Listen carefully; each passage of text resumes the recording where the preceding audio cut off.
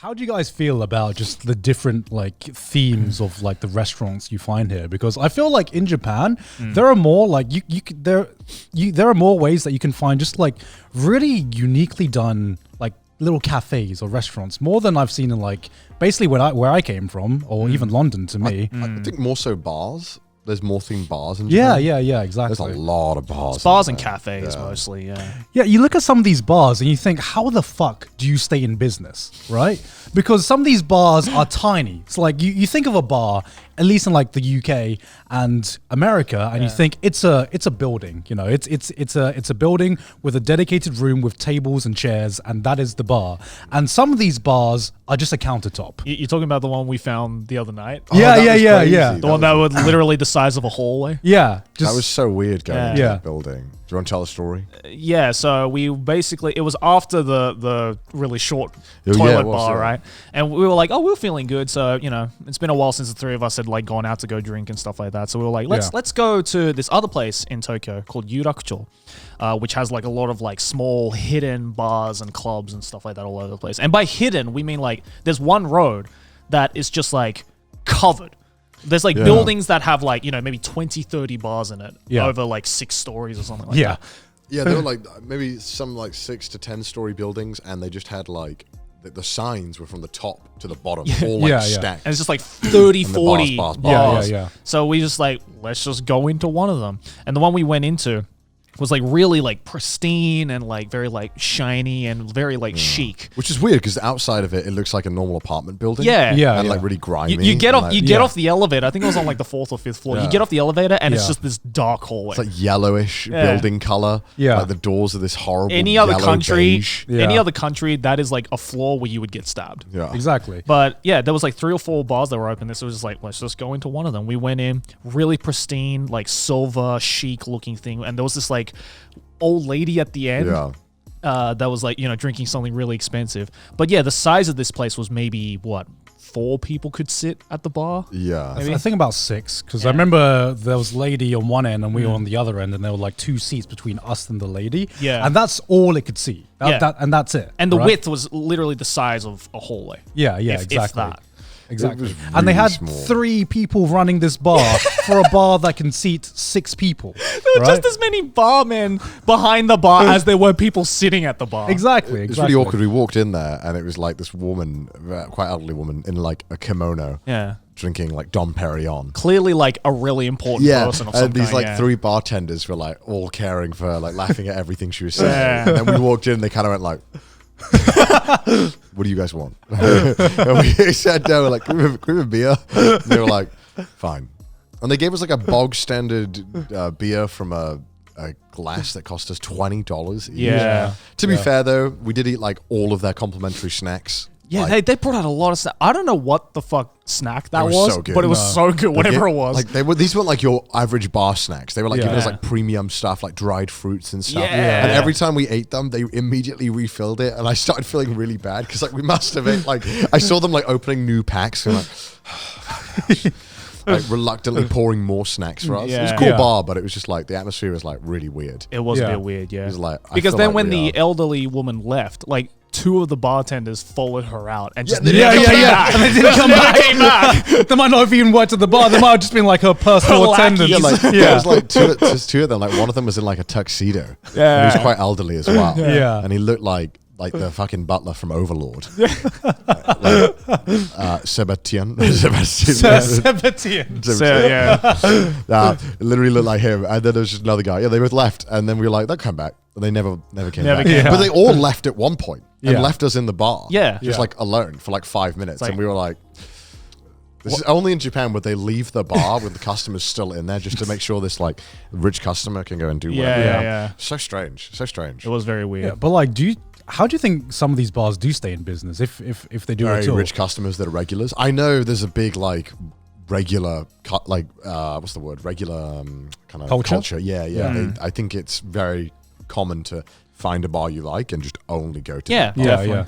But I like to just constantly bar hop and just see what else Yeah. is there. Yeah, me too. Because like some of these bars that you kind of like discover, like this one, but this is like one of like basically every time we go out and discover a new place, we go into one of these kinds of bar where it's like every time we go in, the bar is like almost empty, or there's just like that one person sitting in the corner. Like I remember when we went out with Jan as well, it was just like the three of us and one person in the corner, and it's just this one bartender who I swear it's just like chill. He's just chill. He's just enjoying his job, which is just a delight to see.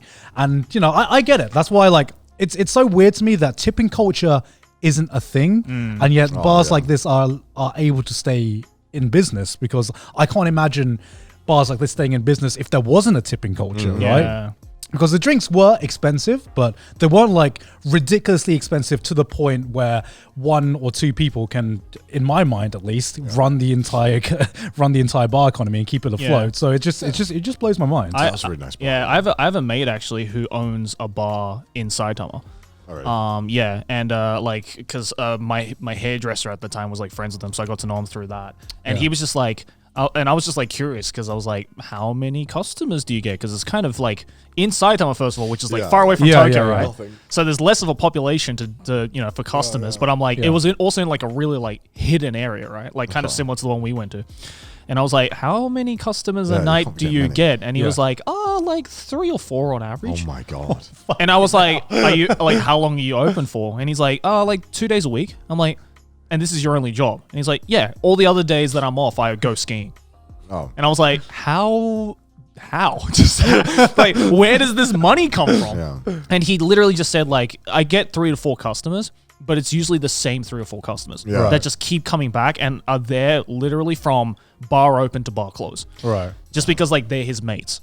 And this is like the only time they get to hang out with him while he's working, kind of thing. Right. Kind of cool, but sad at the same time. Yeah. I mean, he's enjoying it, and you know, it's still around and everything. But it's just like really fascinating how you can just make that as a living. Yeah, you know? that goes into like the other aspect of Japanese culture that is very prevalent, where they like predictability. They like the same thing. They want to know what's going to happen. I guess for bar owner and customer, it's good, right? Because you get to go to the same bar every day. You get to know what you're going to get. And then if you're the owner, it's like, great, I know my customers. I know they're going to come, and you know, it's XXX. Yeah. Because I do think that like that's the really cool part of bar culture in Japan, is that you like there are so many small little places, and there's like places that you would never be able to do in any other country, or at least in any other country that I've lived in, because that kind of business model just wouldn't work. Yeah, you know, you have to have that dedication of your regular customers, and even there has to be like it's like kind of like a symbiotic relationship, right? That the customers always need to be there, and the customers come back knowing that they are the ones that are keeping this bar in business, and they are the only ones. But I guess what I want to know is like, how do you establish yourself with that? How do you like? I think it's literally just word of mouth at that point. The turnover is so fast. Yeah. Like I know that restaurants and bars close and open very fast in Japan. Yeah. So I imagine that a lot of them unfortunately fail. Yeah. I know like ramen stores are like incredibly expensive to start and operate. Oh, it's also incredely competitive. Yeah. Right? Yeah, Like, yeah, exactly. You can get ramen at any street corner. Yeah, and then you just get destroyed by yeah, you either get destroyed by Ichiran or like a McDonald's. Like one of the mega corporations. But it's like, I don't know. It's I literally think it's just like a mate, like, you know, if one of your mates is like, I'm gonna start a bar in X location, and you'll be like, oh, I'll come and check it out one night, and then you go tell your mates about it, and then that friendship forms, and then that symbiotic relationship forms, and then if it keeps going well, it'll keep growing out. But I mean, with how quick it, you know. With a bar, is there much expenses to start out with, apart from obviously getting the location? I guess all the alcohol, all the booze, is probably quite expensive. Right? You need to like, I mean, the bars we went to, some of them were in like an apartment building, so they were basically just someone's apartment, right? But the way they renovated this bar, it looks fucking great. You know, there was so many small touches in every bar we go to. So I'm sure a lot of it was also spent on renovation just to make it look like a bar. Definitely. Yeah. I think we went to 2 bars that night. I remember the second one was a lot more themed, but the first one was very chill, really nice. Yeah, and I think they were reasonably priced. Because this guy would spend like 10 minutes making a drink. Yeah. Like, could he have been faster? Yeah, probably. But it was nice watching. It's like, I feel like that's part of the experience when you're in these like cool bars. Like, you just get to watch the guy just go ham. Yeah. Just like do little things. Just make something cool. And then I taste it and I don't really taste much different than other drinks, but that's not the point. Is that it feels nice. It's the experience. It's the experience that you get to like. Yeah, he's making it for me. Yeah. Thing, I don't know. right? It's really nice. It's watching like people just drinking go ham. Weatherspoons has like changed my mind into being like, I need to get this drink as fast as possible.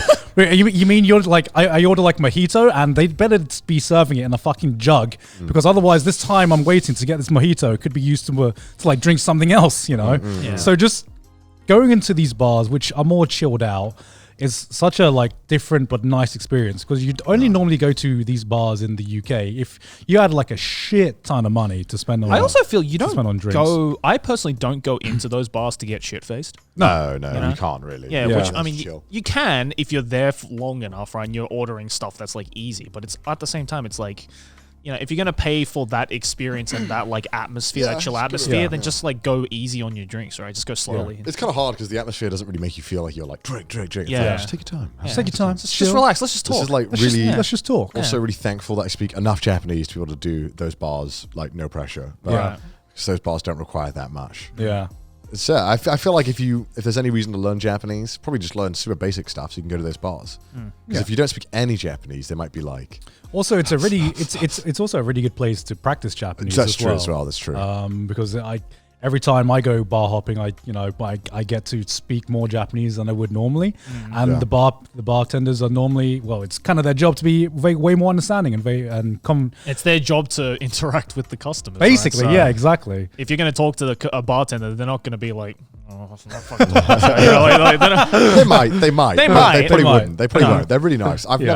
never been to one of those bars where the bartender's been like rude or anything. No. They're always super nice and like, Yeah. always interested. Well, they in wouldn't be in talking. business if they were. Yeah, would that's true, they? yeah. At the end of the day, it's customer service, right? There's So- only like 6 seats. They better be nice to every Yeah, fucking yeah, customer yeah. that comes in. Yeah, they can't pretend to like, oh, well, what was that you were saying? Like, go to a different customer, right? But you're the only one there.